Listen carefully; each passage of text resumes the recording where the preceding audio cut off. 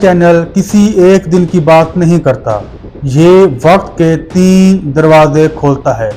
کل جہاں فیصلے ہوئے، آج جہاں ہم ان فیصلوں کے نتائج بھگت رہے ہیں، اور کل جو انہی غلطیوں کی بنیاد پر بنایا جا رہا ہے۔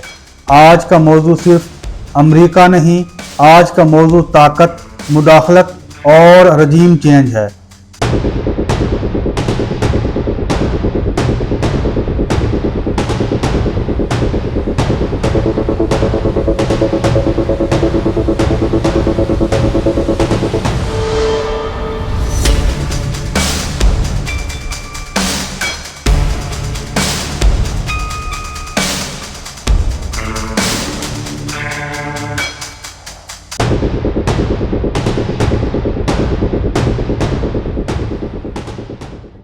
وہ رجیم چینج جو کبھی تو ٹینکوں سے ہوئی، کبھی ڈالر سے، کبھی میڈیا سے، اور کبھی تو جمہوریت کے نعروں سے، یہ ہے کل، آج اور کل کے آئینے میں امریکی مداخلت کی اصل کہانی۔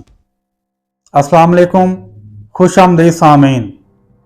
تاریخ اکثر فاتحین کے ہاتھوں لکھی جاتی ہے، لیکن اس کے اوراق میں ایک ایسا اصطلاح بار بار ابھرتا ہے جس نے بادشاہوں کو الٹا، عالمی طاقتوں کے ایجنڈے طے کیے اور قوموں کی تقدیر بدل ڈالی۔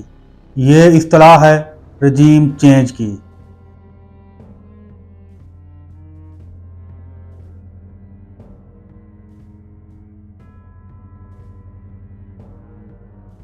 جسے نظام حکومت کی تبدیلی بھی کہا جاتا ہے۔ یہ محض ایک سفارتی اصطلاح نہیں ہے، بلکہ ایک طاقتور ہتھیار ہے۔ آج کی اس خصوصی ویڈیو میں ہم اس کے پیچھے چھپی 100 سالہ تاریخ کو کھولیں گے۔ ہم دیکھیں گے کہ کس طرح امریکی خارجہ پالیسی کے اصول وقت کے ساتھ بدلے، کس طرح سرد جنگ یعنی کولڈ وار نے اسے ہوا دی، اور کس طرح ٹیکنالوجی نے آج اس کھیل کے قواعد ہی بدل ڈالے۔ ہم خاص طور پر پاکستان پر پڑنے والے اس کے اثرات کا بغور جائزہ لیں گے۔ اگر تاریخ میں جھانکتے ہیں تو پہلی واضح مثال 1917 یعنی 1917 کے روسی انقلاب کے بعد امریکی رد عمل کی ملتی ہے۔ امریکہ نے ابتدا میں ہی عارضی حکومت کو تسلیم کر لیا، لیکن جب بلشوک برسر اقتدار آئے اور امن کی علیحدہ شرائط پر دستخط کیے تو امریکی سمیت اتحادیوں نے نئی سوویت حکومت کو غدار سمجھا۔ یہاں سے سوویت یونین اور امریکہ کے درمیان عدم اعتماد کی وہ بنیاد پڑی جو سرد جنگ تک جا کر انتہا کو پہنچی۔ سرد جنگ کے عروج پر صدر رونالڈ ریگن نے ایک واضح نظریہ پیش کیا جسے ریگن ڈاکٹرائن کا نام دیا گیا۔ اس کا مقصد دنیا بھر میں سوویت اثر و رسوخ کو پیچھے دھکیلنا تھا۔ سامعین، اس ڈاکٹرائن کے تحت امریکہ نے افغانستان کے مجاہدین، انگولا کے یونٹا اور نکاراگوا کے کونٹراس جیسے اینٹی کمیونسٹ گوریلا گروہوں کو کھلی اور خفیہ امداد فراہم کی۔ اس کا مقصد براہ راست ریاست جنگ میں الجھے بغیر سوویت یونین کے وسائل کو نچوڑنا تھا اور اس کے جو حلیف ممالک تھے ان میں بد امنی پھیلانا تھا۔ یہ پراکسی وار، جسے نیابت کی جنگ کہا گیا، کا دور تھا۔ یہاں رجیم چینج ایک جیو اسٹریٹجک ضرورت بن گئی تھی۔ سامعین، دوسری جنگ عظیم کے اختتام پر 1945 میں دنیا ایک نئے عالمی نظام میں داخل ہو چکی تھی۔ یورپ جنگ سے تباہ ہو چکا تھا، نو آبادیاتی طاقتیں کمزور ہو رہی تھیں، اور امریکہ واحد ایسا ملک بن کر ابھرا جس کی معیشت، آرمی اور صنعتی طاقت مکمل طور پر محفوظ تھی۔ اس لمحے سے عالمی سیاست کا محور واشنگٹن منتقل ہو گیا۔ معروف برطانوی مورخ ایرک ہابس بام اپنی کتاب ایج آف ایکسٹریمز میں لکھتا ہے کہ دوسری جنگ عظیم کے بعد کا دور محض طاقت کی منتقلی نہیں تھی، بلکہ عالمی سیاست کی اخلاقیات کی از سر نو تشکیل تھا، جہاں طاقت کو اصول اور مفاد کو اخلاق کا نام دیا گیا۔ امریکہ نے اس نئے دور میں دنیا کو خود مختار ریاستوں کے بجائے نظریاتی خانوں میں بانٹنا شروع کیا۔ سرد جنگ کے آغاز کے ساتھ ہی یہ اصول طے پایا کہ جو حکومت امریکی معاشی، عسکری یا اسٹریٹجک مفادات سے ہم آہنگ نہیں ہوگی، اسے کسی نہ کسی طریقے سے تبدیل کیا جائے گا۔ یہی وہ نقطہ تھا جہاں رجیم چینج ایک وقتی رد عمل کے بجائے مستقل پالیسی میں تبدیل ہو گئی۔ نوام چومسکی کے مطابق امریکہ نے جمہوریت کو ایک آفاقی قدر کے بجائے ایک سیاسی ہتھیار کے طور پر استعمال کیا، جو صرف وہاں قابل قبول تھی جہاں وہ امریکی مفادات کے تابع ہوں۔ اور سامعین، اسی پالیسی کا پہلا کھلا اور دستاویزی مظاہرہ ایران میں 1953 میں ہوا۔ ایران کے منتخب وزیر اعظم ڈاکٹر محمد مصدق نے جب برطانوی تیل کمپنی کو قومیانہ کا اعلان کیا، یعنی اسے نیشنلائز کرنے کا اعلان کیا، تو یہ فیصلہ ایرانی خود مختاری کی علامت تھا، مگر امریکہ اور برطانیہ کے لیے ناقابل قبول تھا۔ اگست 1953 میں CIA اور MI6 نے مشترکہ طور پر آپریشن ایجیکس کے تحت مصدق کی حکومت کا تختہ الٹ دیا اور شاہ ایران کو مکمل اختیارات کے ساتھ اقتدار میں واپس لے آئے۔ اسی کارروائی کو خود CIA نے 2013 میں ڈی کلاسیفائیڈ دستاویزات کے ذریعے تسلیم بھی کیا۔ امریکی مورخ اور صحافی سٹیفن کنزر اپنی معروف کتاب آل دی شاہز مین میں لکھتا ہے کہ یہی وہ لمحہ تھا جب امریکہ نے یہ سیکھ لیا کہ منتخب حکومتوں کو گرانا بھی خارجہ پالیسی کا جائز ہتھیار بن سکتا ہے۔ اسی ایک مداخلت کے اثرات 25 سالہ آمریت اور بالآخر 1989 کے ایرانی انقلاب کی صورت میں سامنے آئے۔ ایران کے بعد یہی ماڈل لیٹن امریکہ یعنی لاطینی امریکہ میں دہرایا گیا۔ 1954 میں گواٹے مالا کے منتخب صدر جیکوبو آربینز کو اس لیے ہٹایا گیا کہ ان کی زرعی اصلاحات نے امریکی کمپنی یونائٹڈ فروٹ کمپنی کے مفادات کو نقصان پہنچایا تھا۔ ہارورڈ یونیورسٹی کے مورخ پیٹرو گلیسز کے مطابق اس امریکی مداخلت نے گواٹے مالا کو دہائیوں پر محیط خانہ جنگی میں دھکیل دیا، جس میں 2 لاکھ سے زائد افراد مارے گئے۔ یہ وہ کل تھا جہاں امریکہ نے یہ ثابت کیا کہ معاشی مفاد جمہوریت سے زیادہ قیمتی ہوتا ہے۔ اور سامعین، 1973 میں چلی میں ہونے والے فوجی بغاوت اسی سلسلے کی ایک اور کڑی تھی۔ 11 ستمبر 1973 کو منتخب صدر سالواڈور آلینڈے کی حکومت ختم کر دی گئی اور جنرل آگسٹو پنوشے اقتدار میں آ گیا۔ امریکی صدر رچرڈ نکسن اور ان کے قومی سلامتی کے مشیر ہنری کسنجر اس بات پر واضح تھے کہ ایک ایسی حکومت جو امریکی معاشی نظام سے ہٹ کر سوچے، چاہے وہ عوامی ووٹ سے ہی کیوں نہ ہو، ناقابل قبول ہے۔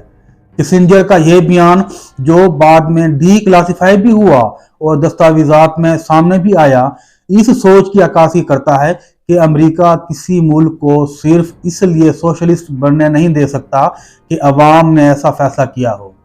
پیٹر کرمبلو کی کتاب دی پنشٹ فائل کے مطابق اس بغاوت کے بعد چلی میں ہزاروں افراد قتل ہوئے اور منظم ریاستی تشدد کا آغاز ہوا۔ سامعین، یہ کل کی کہانی ہے، مگر آج کا آغاز 1991 میں سوویت یونین کے خاتمے کے ساتھ ہوا، جب امریکہ واحد سپر پاور بن گیا اور جارج بش سینئر نے اسی تناظر میں نیو ورلڈ آرڈر کا اعلان کیا۔ نوام چومسکی کے مطابق سرد جنگ کے بعد امریکہ پر نظریاتی رکاوٹیں ختم ہو گئیں، جس کے نتیجے میں طاقت کا استعمال زیادہ کھل کر ہونے لگا۔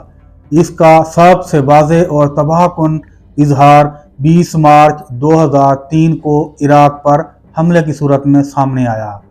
ویپنز آف ماس ڈسٹرکشن کے الزام پر شروع کی گئی اس جنگ کے لیے اقوام متحدہ کی اجازت موجود نہیں تھی اور بعد میں یہ الزامات غلط ثابت ہوئے۔ برطانیہ کی چلکوٹ انکوائری رپورٹ اور اقوام متحدہ انسپیکٹر ہانس بلکس کی گواہیاں اس حقیقت کی تصدیق کرتی ہیں۔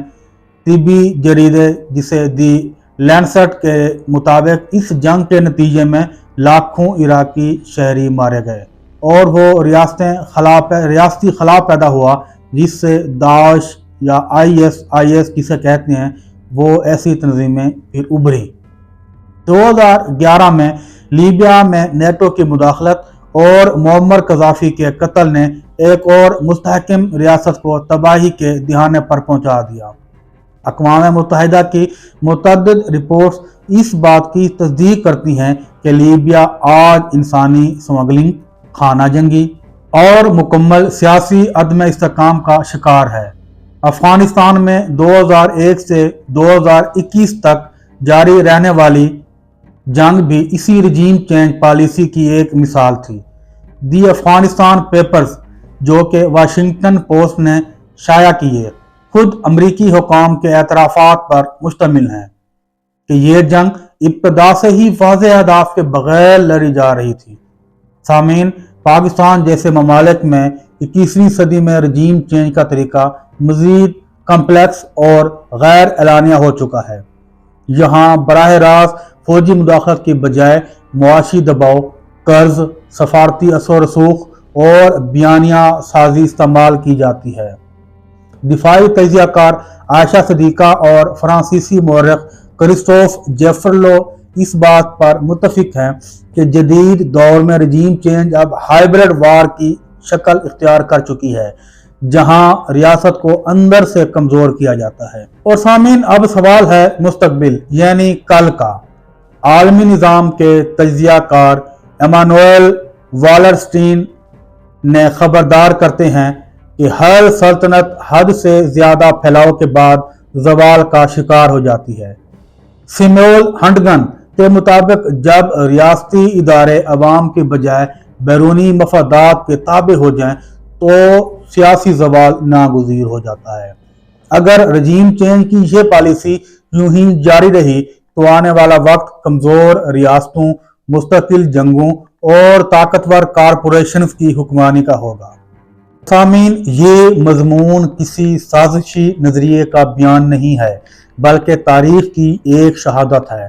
یہ وہ داستان ہے جو کل میں لکھی گئی، آج میں بھگتی جا رہی ہے اور اگر شعور بیدار نہ ہوا تو کل میں مزید شدت کے ساتھ دہرائی جائے گی۔ یہی ہے کل، آج اور کل، تاریخ کے اوراق سے بغیر پردے کے۔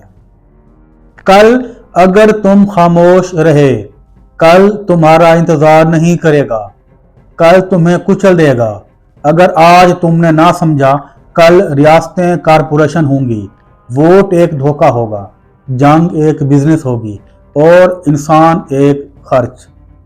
کل پاکستان یا تو فیصلے اپنے ہوں گے یا فائلوں میں لکھے جائیں گے، یا تو ہم تاریخ بنائیں گے یا مثال بنائیں گے، یا ہائبرڈ وار ہوگی۔ کل بندوقیں تھیں، آج میڈیا ہے، کل ڈیٹا ہے، آج ذہن غلام ہے، اس لیے زنجیریں نظر نہیں آتی۔ یہ جنگ ہے جہاں خبر ہتھیار ہے اور خاموشی ایک جرم سمجھا جاتا ہے۔ ناظرین، یہ پروگرام ختم ہو رہا ہے، ہماری ویڈیو ختم ہو چکی ہے، لیکن سوال شروع ہو چکا ہے۔ امریکہ کوئی نجات دہندہ تو نہیں ہے؟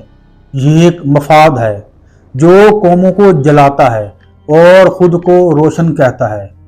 کل جرم تھا، آج حقیقت ہے اور کل سزا ہو سکتی ہے اگر ہم جاگے نہیں۔ یہ تھا کل، آج اور کل، جہاں تاریخ بولتی ہے اور خاموش لوگ ذمہ دار ٹھہرتے ہیں۔